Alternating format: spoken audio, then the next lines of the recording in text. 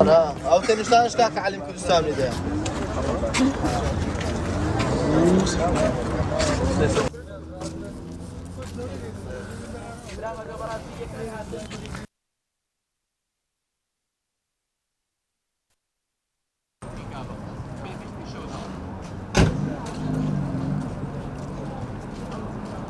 لولا قلت لاكو هاتوا ولا قلت لاكو قصة تطور خاوني وسارة كلاسيكا ما تقريبا ساڵك و قسوور لە لامە ئەو سارانە تام و چێچەکی خۆی هەیە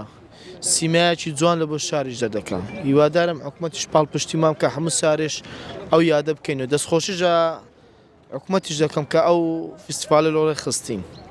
وەکو سیارەکەشم مواصفات کوشین جلدە سەخف جلدە مۆدیلی 1970 کوشین کارەباییە لە بواری مەچینە V8 تۆربۆیە گێر لە سوکانە ئەو هەدەی باوکمە لۆم هاتیە لە کەنەدای بەخۆشم پێشتر ئەو سیارەمان هەبوو بەڵام زروفەک هات نەماممە بەڵام ئەو سارەشمان لێ داوا کردەوە زۆر پاک و خاوێنە بخۆی ئەو سارانە سمایەکی جوان دووبارە دەکەمەوە لۆ شارد تام و چێژەکە لێوەی دایە کە نوێبی